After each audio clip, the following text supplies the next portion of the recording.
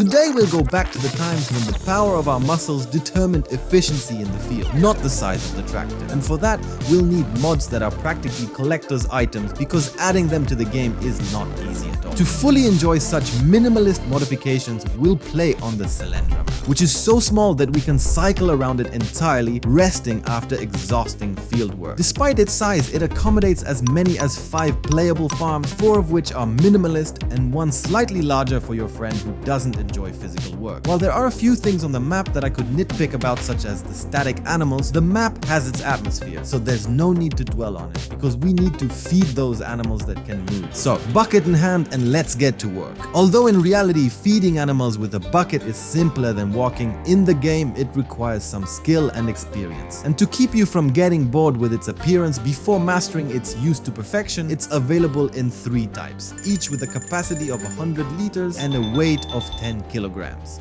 It doesn't sound too realistic, but what do I know, it got on ModHub, so it meets the highest standards. Unfortunately, we can't carry water in it, which is a pity, so remember not to lose it trying to scoop water from the well. If you do that, it'll be the perfect time to head into the woods to let off steam by chopping wood like a real man using an axe. The animation might not be groundbreaking and doesn't differ much from what I remember from Farming Simulator 17, because such a mod was already available back then, but at least you can feel like a true guy, even if you still have to wait a bit before growing your beard or even your first facial hair. And when we're tired of felling trees, it would be handy to cut them into smaller pieces to somehow take them home and fit them into the fireplace or stove. For that, we'll use a table saw, which interestingly enough, we can ride only forwards and backwards, but it's still some movement. Without a mod increasing our strength, we won't be able to lift them. So a tractor with a front loader would be useful for this, but let's pretend that such a thing hasn't been invented yet in this episode. So don't ask how it ended up in the forest. Also, don't ask how it's powered in the middle of the forest since it requires electricity. I know because my grandfather had one almost identical to it. But as we established earlier, mods on ModHub don't have to be realistic. They just need to not be boogie, which also might not be entirely verified. While we were venting emotions in the forest, our animals vented theirs at the trough, so it would be good to clean up. For that,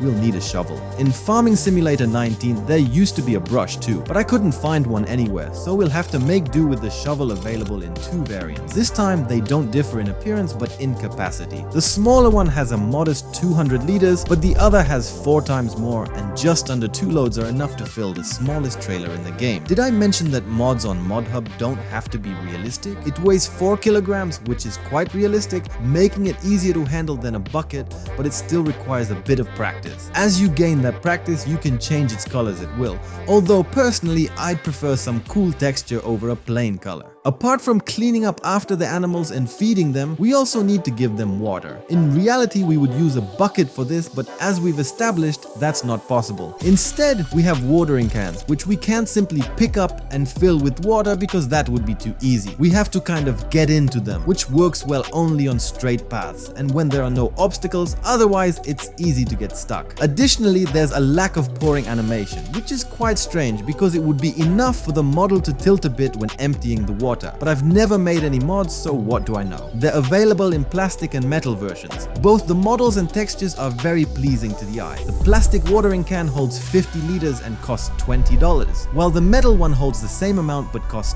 10 more, although its appearance suggests it should be sold as scrap metal. Maybe it's some kind of antique. Despite the lack of machinery, we can confidently say that we've taken good care of the animals, so we can head out to the field. Even though it'll require some gasoline, it'll still give us a good leg workout. This tractor, if you can call it that, I stumbled upon completely by accident. Almost like finding gold while searching for silver. It's cool to start it up with a crank, although the animation could be a bit slower. In the kit, we have 3 tools, with the plow even being reversible. The cultivator also works great, but I'd call the seeder a bit of an unfunny joke, as someone probably overlooked it during testing. Even its color scheme suggests it ended up in the set by accident, so that's how we'll treat it. Other than that, it's a really well-made mod with many details, and if there were more activities possible in the greenhouses besides just watering them, such a machine would fit in perfectly, of course, excluding the previously mentioned seeder. So, to avoid using it and getting our hands dirty when sowing the field, we'll use such a remarkable machine that looks unassuming and is just that, but it's the only manual seeder I could find. And as for its performance, there's really nothing to complain about. The animations are also top-notch. The only thing to strongly criticize is that even after sowing corn, the field looks like we've planted potatoes, but when it grows, it looks normal, surprisingly. Besides, it looks more like a pastry tool than a corn seeder, but as I mentioned, there's no other option, so we have to settle for what I managed to find. It's time to play with a tool that my grandfather forbade me to play with as a child. Granted, he also forbade me from playing with a gasoline lawnmower, which is less understandable, but maybe it was his favorite activity. Now that I've grown up, or rather downloaded this mod, we can play with it literally because it's just a game.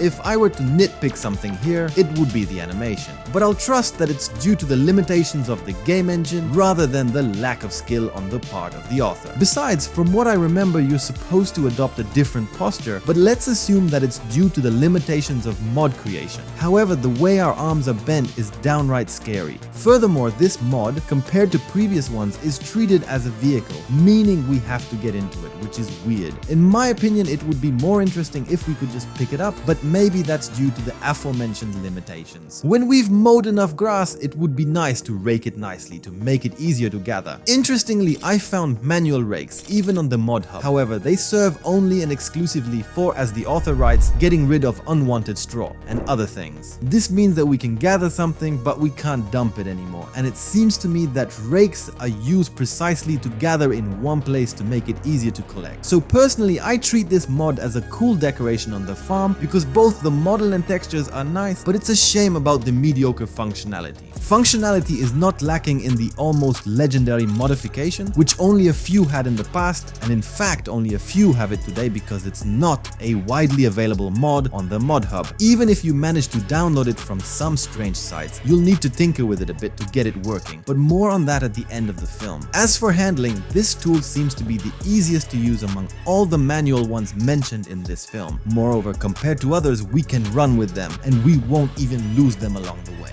And as if that wasn't enough, when we lay them down, they arrange themselves to make them easier to find and pick up, which makes it not so easy to bury them in the ground compared to other tools. The model and texture are top notch, and if I had to nitpick, it would be the lack of ability to collect small bales, which I was really counting on when I first heard about this mod. But oh well, you can't have it all. You can have these cool wheelbarrows instead, available in two variants, differing both in model and capacity. Although when it comes to the model, most people probably wouldn't notice if I didn't mention it because it's a tiny detail. As for the appearance, I think the texture could be a bit different. It's kind of odd, not very off-putting but strange. When it comes to their functionality, obviously you can't just grab them in your hand and walk forward because if you do, you'll literally fly away. Instead, you need to enter them like you would with a scythe or any other vehicle. As for the animation, it's there, and that's something to appreciate because we have animations for unloading. The only thing I could nitpick is that sometimes the hands glitch strangely, but that's a minor detail. The links to all the mods and instructions on how to make the forks work can be found on the Discord server I just created. Join and become farm fans.